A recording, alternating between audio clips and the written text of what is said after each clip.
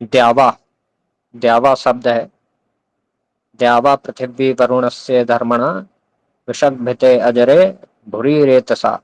ये ऋग्वेद का वचन है के अनुसार ध्यावा, द्यावा, ध्यावा नहीं द्यावा, द्यावा का अर्थ होता है स्वर्ग। द्यावा और पृथ्वी को वरुण अपने धर्मन, धर्म माने धर्मन माने धर्म, द्यावा और पृथ्वी को वरुण अपने धर्मन रूप व्रत से स्थिर रखते हैं। इसी तथ्य की परिपुष्टि इंद्राग्नेयुवम सा न सहंता दासतो रयम वचनों से होती है। ऋक संहिता में धर्मन, व्रत और ऋत तीनों शब्दों का प्रयोग हुआ है। ये जैसे पर्यायवाची शब्द, इनको समझना चाहिए। एक प्रकार से ये व्रत के ही पर्याय हैं।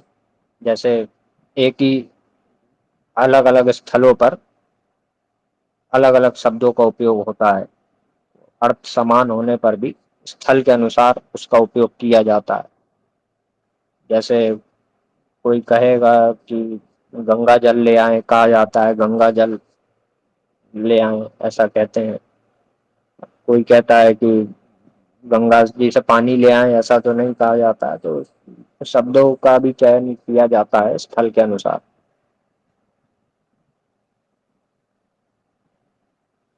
तो जो ये शब्द हैं ऋक संहिता में धर्मन, धर्मन माने धर्म, धर्मन व्रत और ऋत, ऋत से ही ऋग्वेद बना है। ऋत, ऋत जो धातु है, तो तीनों शब्दों का प्रयोग हुआ है।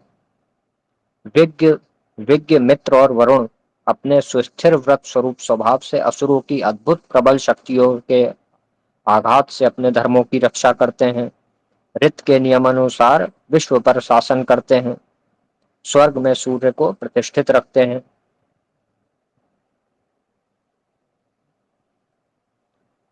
ये भी यहाँ पे संहिता के अनुसार कहा गया है। जैसे ऋत संहिता, संहिता का भाग है। आजकल तो 4 वेद होते हैं, परंतु पहले एक होता था। तो ऋत के अनुसार मानने वाले, यद्यपि ऐसा छोटा बड़ा तो नहीं होता है वेद में, परंतु फिर भी ऋग्वेद को सबसे ऊंचा माना जाता है। एक सामान्य रीति तो यही है ऋग्वेद को। और जो आज भी आधुनिक जो जगत है, वो भी आप देखेंगे, माने अंग्रेज भी और सारा पाश्चात्य जगत भी सबसे पुराना जो ग्रंथ है वो ऋग्वेद को ही मानता है। आप भी गूगल करेंगे या कहीं पे भी देखेंगे तो ये जानते ही होंगे, ये तथ्य है। तो ऋग्वेद को मानते हैं, यजुर्वेद आदि।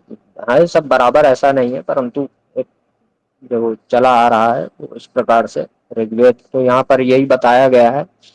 तो ये जो 3 देवता हैं, विज्ञ मित्र और वरुण, विज्ञ मित्र और वरुण अपने सुस्थिर व्रत स्वरूप स्वभाव से असुरों की अद्भुत प्रबल शक्तियों के आघात से अपने धर्मों की रक्षा करते हैं। ऋत के नियमानुसार विश्व पर शासन करते हैं, स्वर्ग में सूर्य को प्रतिष्ठित रखते हैं। व्रत और धर्मन शब्दों का ऋग्वेद में 5:5-72 में तथा 6:70-3 में प्रयोग हुआ है। ऋत और व्रत शब्द का 1:64-2 ये सब माने लिखा हुआ है, इसकी आवश्यकता नहीं है। तो प्रयोग हुआ है इन सब में, जो जो जहां जहां ऋत और व्रत शब्द का प्रयोग हुआ है उसका उल्लेख है। ऋत का अर्थ ब्रह्मांड व्यापी अनादि व्यवस्था है।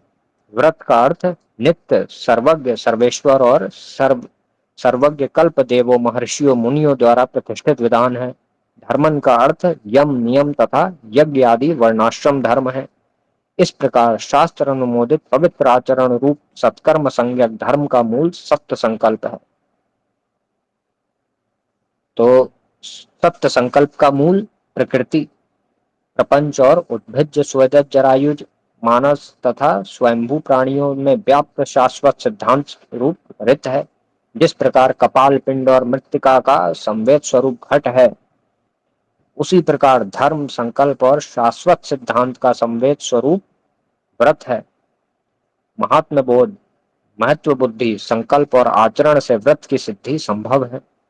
निरुक्ताकार यास्य के अनुसार धार्मिक कृत्य या संकल्प, सत्य भाषण, ब्रह्मचर्य आदि पालन, मांस वर्जन आदि, भोजन संबंधी निरोध और गोदुग्ध, यवागु, जौ की लपसी, माण, यवागु माने, यवागु का अर्थ है